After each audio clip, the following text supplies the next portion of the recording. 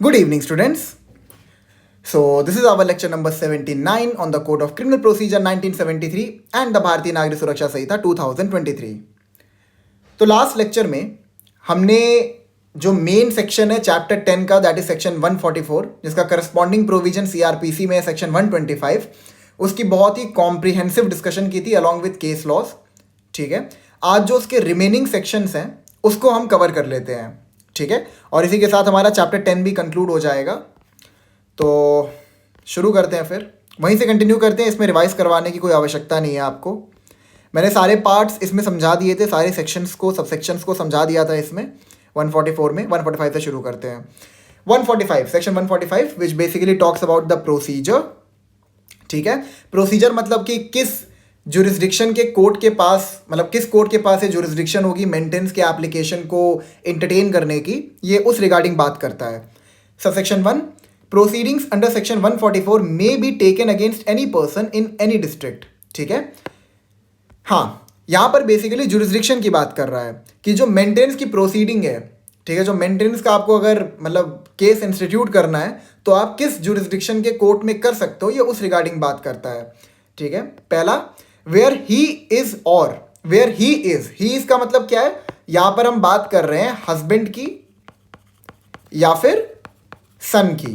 ठीक है, मैंने आपको बताया था ना, सिर्फ एक मेजर सन से, मतलब जो कि अगर हस्बैंड है तो वाइफ क्लेम कर सकती है, और अगर सन है और उसके पास सफिशिएंट मीन्स है तो जो उसके पेरेंट्स हैं वो क्लेम कर सकते हैं. ये हमने 144 में समझा था ना. तो जहां पर भी ये बंदा रह रहा है, उस कोर्ट, उस जहां पे भी, जिस भी जुरिस्डिक्शन के कोर्ट के अंदर ये रह रहा होगा, उस कोर्ट के पास मेंटेनेंस की एप्लीकेशन को एंटरटेन करने की पावर होगी. That is what subsection 1 clause A is saying. Clause B, where he or his wife resides. ठीक है, जहां पर भी हस्बैंड रह रहा हो, ठीक है, जहां पर भी हस्बैंड रह रहा हो, ठीक है, या फिर जहां पर भी वाइफ रह रही हो, या फिर जहां पर भी हस्बैंड और वाइफ कलेक्टिवली रह रहे हो. ठीक है, जिस भी कोर्ट के जुरिस्डिक्शन में हस्बैंड रह रहा हो, जिस भी कोर्ट के जुरिस्डिक्शन में वाइफ रह रही हो, या फिर जिस भी कोर्ट के जुरिस्डिक्शन में हस्बैंड या वाइफ कलेक्टिवली रह रहे हो, वहां पर उस कोर्ट की जुरिस्डिक्शन होगी to entertain an application of maintenance. Clear आपको ये चीज? See, where he last resided with his wife. अब इसका मतलब क्या है, मैं आपको समझाता हूं. मान लीजिए हस्बैंड और वाइफ कलेक्टिवली साथ में रह रहे थे ए जगह पे. सपोज ए कोई जगह है, वहां पर ये दोनों साथ में रह रहे थे. अब उसके बाद क्या हुआ, वाइफ को पता चला कि हस्बैंड ने बाइगमी कमिट किया है, बाइगमी का ऑफेंस कमिट किया है, उसने दूसरी शादी कर ली, और दूसरी शादी करके वो ए जिस लोकेशन पे वो रह रहा था वहां पर दूसरी बीवी को भी लेके आ गया. अब ऑब्वियस सी बात है, ऐसे सिचुएशन में वाइफ हस्बैंड के साथ रहने के लिए ऑब्लिगेटेड तो है नहीं. ये हमने सेक्शन 144 में पढ़ा था. ठीक है, तो यहां पर इसने क्या किया, वाइफ जो है वो अपने ससुराल चली गई, मतलब जो भी मतलब कहते हैं उसको, जहां पे बेसिकली वाइफ के पेरेंट्स रह रहे हैं, वो उस जगह पे चली गई. सपोज वो बी पे चली गई, तो बी के कोर्ट की जुरिस्डिक्शन होगी कि नहीं. अब ए और जो हस्बैंड और वाइफ थे वो कलेक्टिवली ए वाली जगह पे भी रह रहे थे, तो जो ए के कोर्ट के, जो ए का कोर्ट होगा उसकी भी जुरिस्डिक्शन होगी along with the jurisdiction of B. ठीक है, देखिए लिखा है very last resided with his wife. Last जहां पे रिसाइड साथ में किया था वाइफ के, उस जगह के कोर्ट की जुरिस्डिक्शन होगी अलॉन्ग विद दैट. जहां पर वाइफ अभी रह रही है, जो बी में हमने पढ़ा था, उस भी कोर्ट की जुरिस्डिक्शन होगी कि वहां पर वो मेंटेनेंस के एप्लीकेशन को एंटरटेन कर सकते हैं. और as the case may be with the mother of the illegitimate child. ठीक है, अब देखिए यहां पे ध्यान समझिएगा एक चीज को. जब हमने सेक्शन 144 को डिस्कस किया था तो हमने ये समझा था कि एक मिस्ट्रेस जो होती है वो मेंटेनेंस क्लेम नहीं कर सकती है. मेंटेनेंस को क्लेम करने के लिए मैरिज का होना जरूरी है. अगर मैरिज हुई है only then the wife is entitle to claim maintenance. क्या मिस्ट्रेस मेंटेनेंस क्लेम कर सकती है under section 144? The answer is no. लेकिन यहां पे क्या कह रहा है, or as the case may be with the mother of the illegitimate child. मतलब कि जो इलेजिटिमेट चाइल्ड है,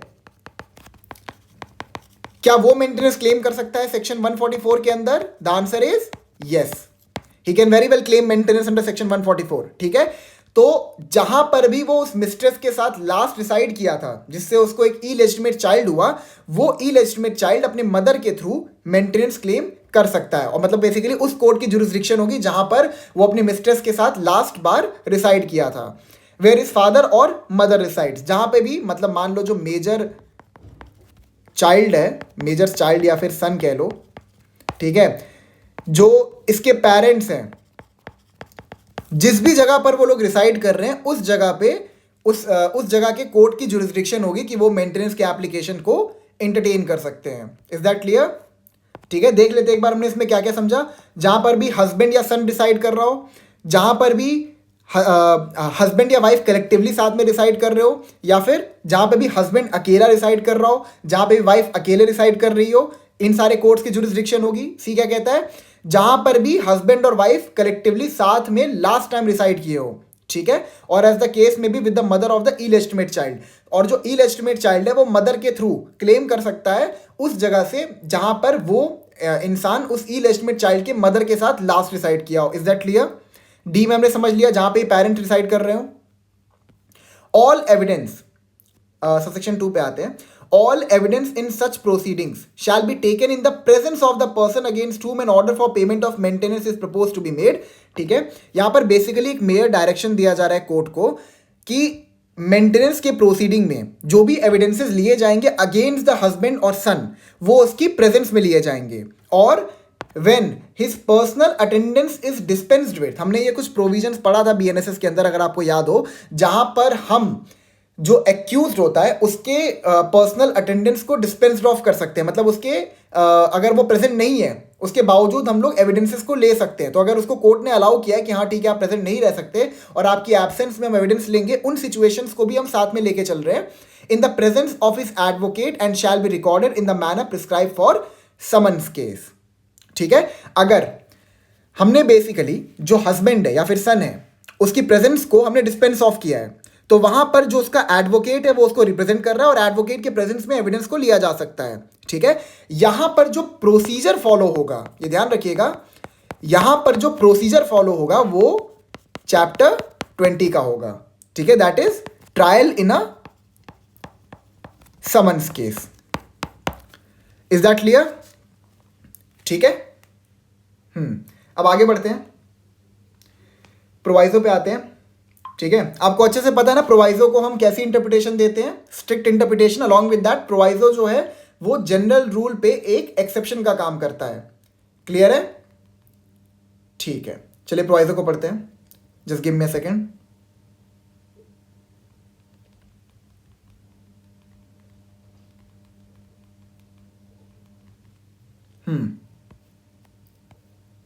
ठीक है, एक सेकेंड, ये चैप्टर 21 है, इसको करेक्ट कर लीजिएगा। ठीक है, that is the trial in a summons case, उसका प्रोसीजर फॉलो होगा, ये करेक्ट कर लीजिएगा। प्रोवाइजो पे आते हैं।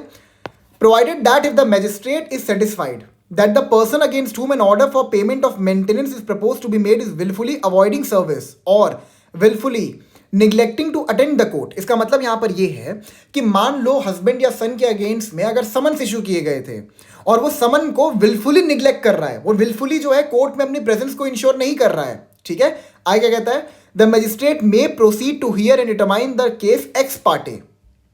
एक्स पार्टे का मतलब क्या होता है? Without hearing the other side.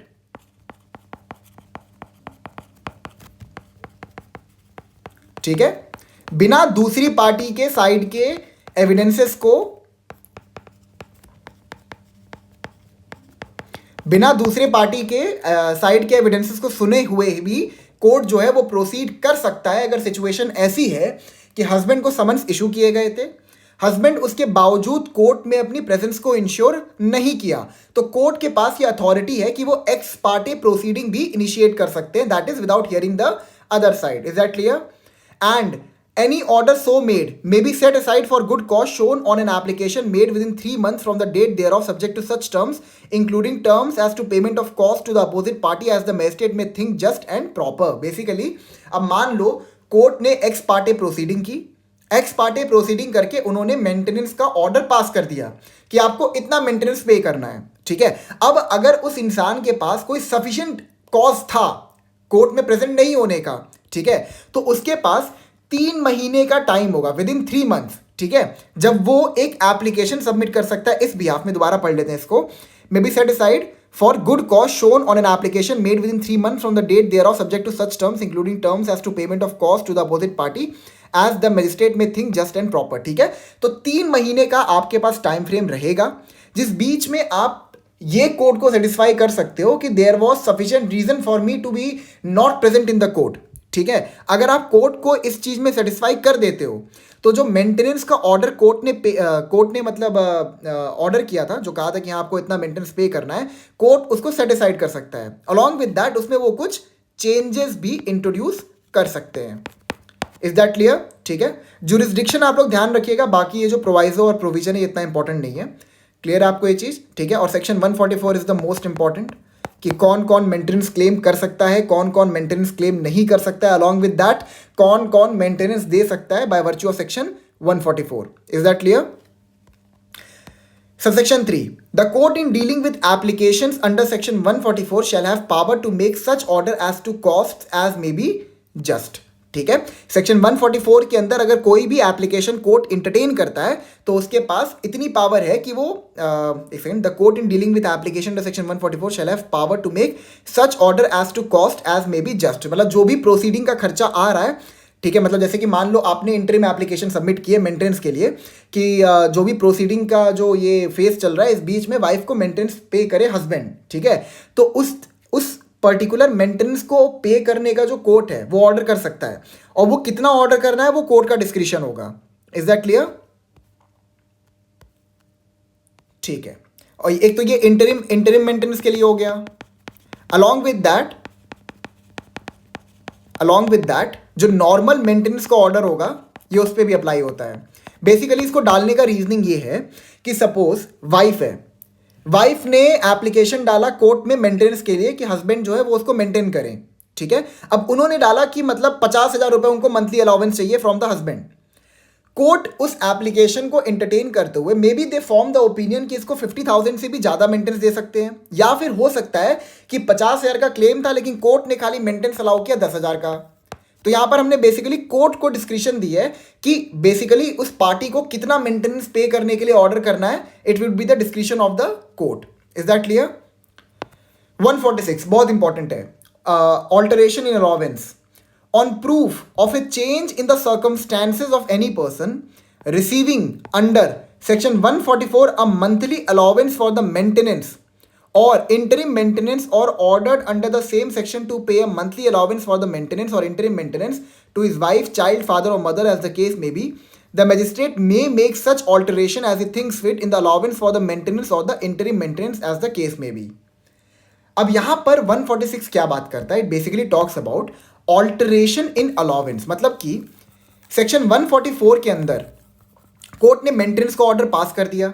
ठीक है, हाँ, सेक्शन 144 के अंदर कोर्ट ने मेंटेनेंस का ऑर्डर पास कर दिया.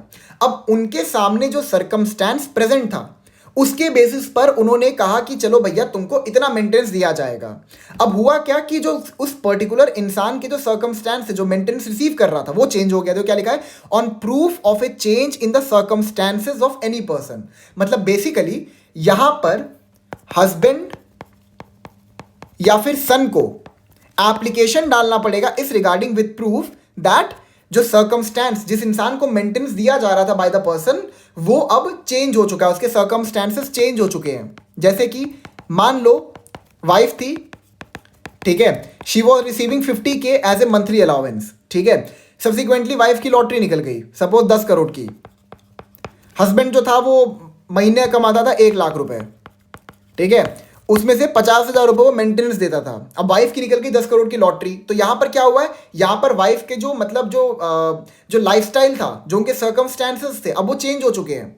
10 करोड़ रुपए is a very very huge amount. ठीक है, अब 10 करोड़ की उनकी लॉटरी निकल गई तो ऑब्वियस सी बात है यहां पर जो 50,000 रुपए मेंटेनेंस हस्बैंड दे रहा था, सेंस नहीं बनाएगा देना. तो चेंज इन सर्कमस्टेंस के बेसिस पर जो मंथली अलाउंस कोर्ट ने कही थी 144 के अंदर, उसको चेंज किया जा सकता है अंडर सेक्शन 146. फिर से पढ़ते हैं. On proof of A change in the circumstances of any person. Any person मतलब क्या?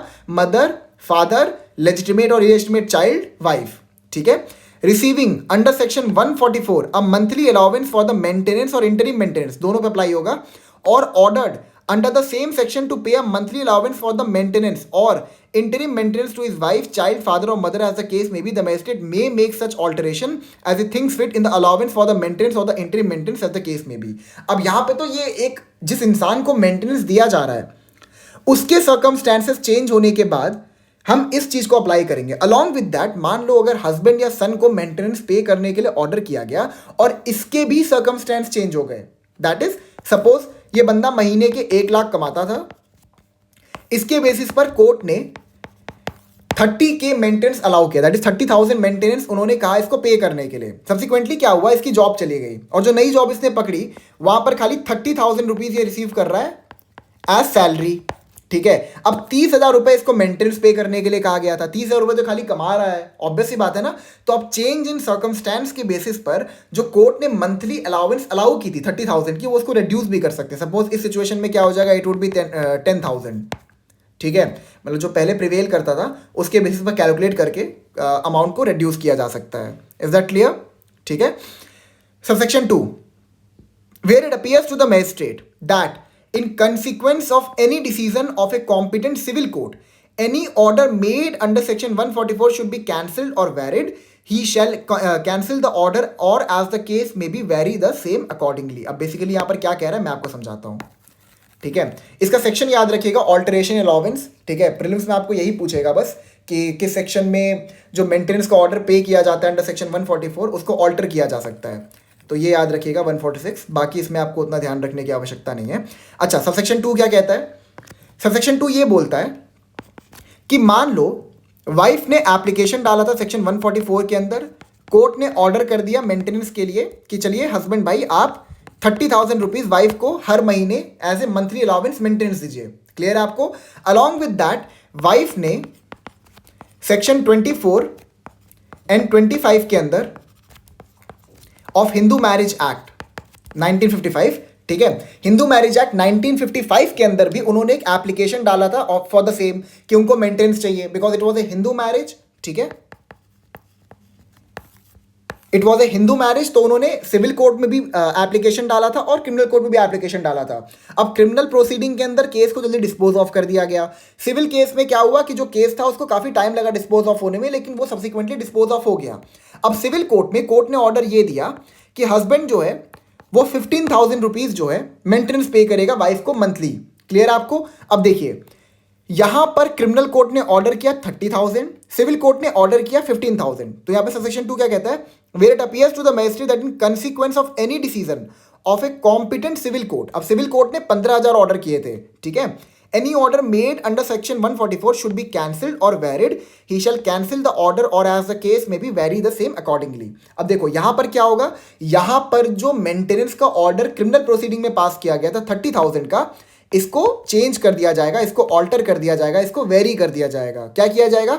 जो सिविल कोर्ट ने पास किया 15,000 इसको माइनस कर दिया जाएगा इसमें से एंड दैट वुड बी 15,000. मतलब कि जो वाइफ है वो 15,000 सिविल कोर्ट से रिसीव करेगी और 15,000 वो क्रिमिनल कोर्ट से रिसीव करेगी. मतलब उनके ऑर्डर के बिहाफ में कोर्ट उनको पैसा नहीं देगा. Is that clear? Along with that मैं आपको एक बात और बताता हूं. मान लो सेम सिचुएशन में वाइफ ने एप्लीकेशन डाला था सेक्शन 24 एंड 25 के अंदर ऑफ हिंदू मैरिज एक्ट. वहां पर कोर्ट ने कहा कि आप एक बार में एक लमसम अमाउंट ले लीजिए. ठीक है, रेदर देन आप, मतलब वहां पर वाइफ को 2 ऑप्शन दिए गए. पहला ऑप्शन ये दिया गया कि आप हर महीने कुछ पैसे रिसीव करिए, या फिर हम आपको ये भी ऑप्शन देते हैं कि आप एक बार में खूब सारा पैसा रिसीव कर लीजिए और उससे अपना जीवन काटिए. तो वाइफ ने क्या किया, वाइफ ने दूसरा ऑप्शन चूज किया. उसने कहा कि ठीक है मुझे 1 करोड़ रुपए दे दो और मैं 1 करोड़ रुपए लेके खुश रहूंगी. ठीक है, उसके बाद हस्बैंड की कोई ऑब्लिगेशन नहीं बनेगी मुझे मेंटेन करने की. कोर्ट ने इसको कह दिया ठीक है. पैरेलली इससे पहले क्या हुआ था, प्रीवियसली इससे पहले क्या हुआ था कि क्रिमिनल कोर्ट ने ऑर्डर किया था कि 30,000 रुपीज हस्बैंड को पे करना है एवरी मंथ. ठीक है, अब अगर इस सिचुएशन में देखें तो यहां पर जो क्रिमिनल कोर्ट है वो बाय वर्चू ऑफ सेक्शन 146 जो मेंटेनेंस का ऑर्डर पे किए, मेंटेनेंस का ऑर्डर उन्होंने दिया था वो उसको कैंसिल कर सकते हैं, क्योंकि कॉम्पिटेंट सिविल कोर्ट ने कहा कि आप एक बार में लमसम अमाउंट लेके मंथली अलाउंसेस मत लीजिए. वाइफ ने कहा ठीक है, तो वहां पर जो क्रिमिनल कोर्ट ने पहले 30,000 रुपीज अलाउ किया था एज मेंटेनेंस उसको वो कैंसिल कर सकते हैं by virtue of section 146 subsection 2. Subsection 3, where any order has been made under section 144 in favor of a woman who has been divorced by or has obtained a divorce from her husband, the magistrate shall, if he is satisfied that the woman has, after the date of such divorce, remarried, cancel such order as from the date of her remarriage. मतलब basically wife maintenance claim की थी, maintenance मिल गया, subsequently she remarried, तो दोबारा शादी करने के बाद अब उनको मेंटेन करने की रिस्पॉन्सिबिलिटी उनके नए हस्बैंड की हो जाएगी, ना कि जो उनका पुराना हस्बैंड था, एक्स हस्बैंड, ठीक है, उसकी रिस्पॉन्सिबिलिटी अब खत्म हो जाएगी। जो नया हस्बैंड है अब वो वाइफ को मेंटेन करेगा। तो यहां पर जो कोर्ट ने ऑर्डर किया था मेंटेनेंस का वो उसको कैंसिल कर सकते हैं। Is that clear? बी पे आते हैं। The woman has been divorced by her husband and that she has received, whether before or after the date of said order, the whole of the sum which under any customary or personal law applicable to the parties was payable on such divorce, cancel such order। अब मान लो, अब मुझे exactly ये याद नहीं है but मैं आपको बता दूंगा, ठीक है। मान लो कोई कस्टम था कि अगर हस्बैंड वाइफ को डिवोर्स करता है तो डिवोर्स करने के बाद वाइफ जो है वो इतना सारा पैसा रिसीव करेगी। मतलब सपोज कस्टम ये कहता था कि वाइफ जो है वो डिवोर्स के बाद 5 करोड़ रुपए रिसीव करेगी, ठीक है, कस्टम यही है। तो यहाँ पर अगर इस कस्टम के थ्रू वाइफ ने 5 करोड़ रुपए रिसीव किए हैं from the husband, from the ex husband basically after divorce, तो वहां पर उसको नजर में रखते हुए कोर्ट जो है वो किसी भी मेंटेनेंस का ऑर्डर जो उन्होंने प्रीवियसली पास किया था सेक्शन 144 के अंदर, उसको वो कैंसिल कर सकते हैं। देख क्या लिखा है, the woman has been divorced by her husband and that she has received whether before or after the date of the said order the whole of the sum which under any customary or personal law applicable to the parties was payable on such divorce, cancel such order. ठीक है, पहला, in the case where such sum was paid before such order from the date on which such order was made, ठीक है। Second, in any other case, from the date of expiry of the period, if any, for which maintenance has been actually paid by the husband to the woman. ठीक है, सी पे आते हैं। The woman has obtained a divorce from her husband and that she had voluntarily surrendered her rights to maintenance or interim maintenance as the case may be, after a divorce cancel the order from the date thereof। मतलब wife बड़ी अच्छे nature की थी, उन्होंने क्या किया, उन्होंने देखा कि भाई हस्बैंड जो है बहुत सफ़र कर रहा है मेंटेनेंस पे करने की वजह से, तो दरिया दिली में उन्होंने क्या कहा, कोर्ट को कहा कि ये जो मेंटेनेंस का ऑर्डर आपने पास किया है मैं इसको सरेंडर करती हूँ, जो मेरा राइट है यहाँ पे मेंटेनेंस का मैं उसको सरेंडर करती हूँ। तो कोर्ट वहाँ पर भी जो मेंटेनेंस पे कर रहे थे हस्बैंड वाइफ को उसको कैंसिल कर सकते हैं। Is that clear?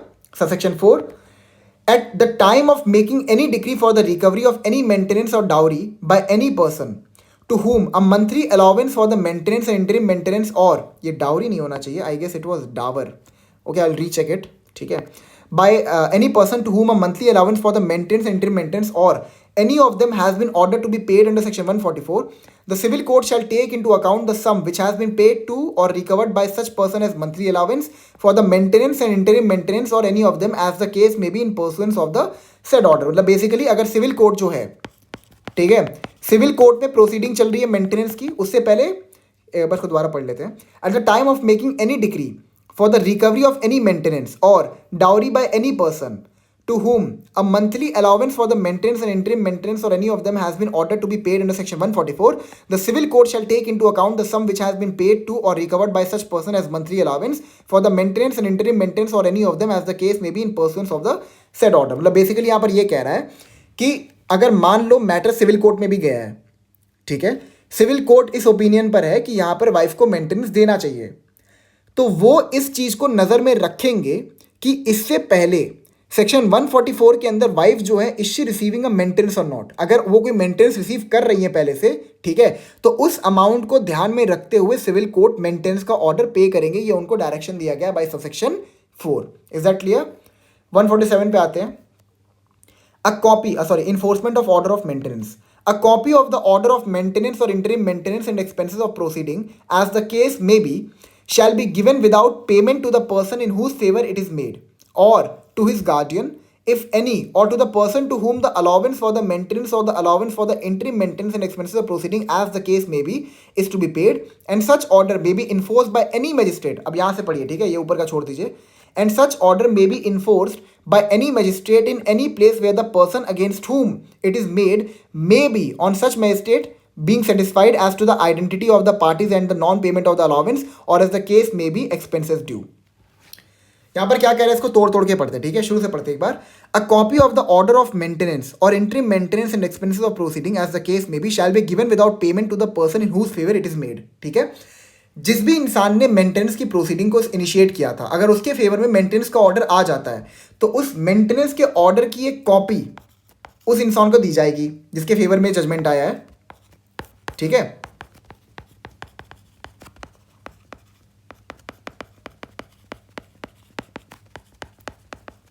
क्लियर है आपको? आगे क्या कहता है, और टू हिज गार्डियन, या तो उसे गार्डियन को दी जाएगी, if any, or to the person to whom the allowance for the maintenance or the allowance for the interim maintenance and expenses of proceeding as the case may be is to be paid, ठीक है। And such order may be enforced by any magistrate in any place where the person against whom it is made may be on such magistrate being satisfied as to the identity of the parties and the non-payment of the allowance or as the case may be expenses due। Basically यहाँ पर ये कह रहा है कि जिस भी जगह पर वो इंसान रहता है, यहाँ पे शायद से कुछ पार्ट मिसिंग है, I will check it once, ठीक है। उस जगह का मतलब जिस भी जगह पर वो इंसान रहता है जिसके फेवर में मेंटेनेंस का ऑर्डर दिया गया है, वो उस जगह से उस मेंटेनेंस को इन्फोर्स करवा सकता है। इट इज़ नॉट नेसेसरी, यहाँ पे ये नेसेसरी नहीं है, ध्यान रखिएगा कि जिस कोर्ट ने, इट इज़ नॉट नेसेसरी कि जिस कोर्ट ने मेंटेनेंस का ऑर्डर पास किया है वही ऑब्लिगेट भी करेगा कि मतलब ये इंसान जो है वो मेंटेनेंस को पे करे, मतलब वही कोर्ट उस मेंटेनेंस के ऑर्डर को इन्फोर्स भी करवाएगा। अगर आप चाहें तो आप किसी और भी कोर्ट में जाके उस मेंटेनेंस के ऑर्डर को इन्फोर्स करवा सकते हैं। Is that clear? एक बार मैं इसको चेक कर लेता हूँ, सेक्शन 147 को, just give me a second.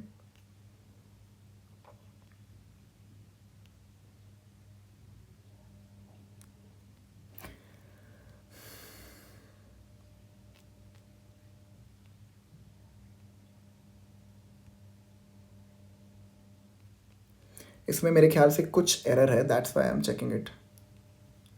144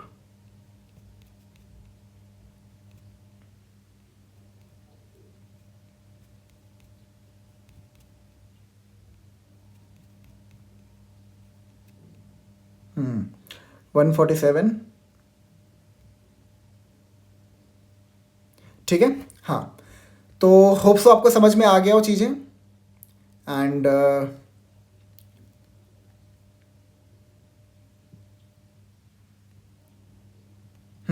ठीक है। अब इसके आगे क्या कहते हैं, हम लोग नेक्स्ट चैप्टर शुरू करेंगे। इसके बाद का जो चैप्टर है जहाँ पर आप वो पढ़ते हैं ना, सेक्शन 144 के अंदर कोर्ट ने, हाँ देखिए यहाँ पर लिखा हुआ है, where the person against whom it is made may be on such magistrate, ठीक है, हाँ सही है, कोई दिक्कत नहीं है, ठीक है। तो जहाँ पर भी वो हो मैंने आपको समझा दिया है। तो नेक्स्ट लेक्चर में हम लोग चैप्टर 11 के डिस्कशन को शुरू करेंगे, ठीक है। अब इसमें ज़्यादा कुछ समझने के लिए था नहीं, इसलिए बहुत ज़्यादा डिटेल में नहीं गया। बस 144 आपका इंपॉर्टेंट है, ये मेंस और प्रीलिम्स दोनों के लिए इंपॉर्टेंट है। इस पर आप लोग अच्छी कमांड बना लीजिएगा कि कौन मेंटेनेंस दे सकता है, कौन नहीं दे सकता है, वगैरह वगैरह चीज़ें। एंड अलॉन्ग विद दैट जो मैंने केस लॉज आपको बताए हैं वो भी आप लोग कर लीजिएगा अच्छे से, ठीक है। चलिए ठीक है, thank you so much, I will meet you in the next lecture.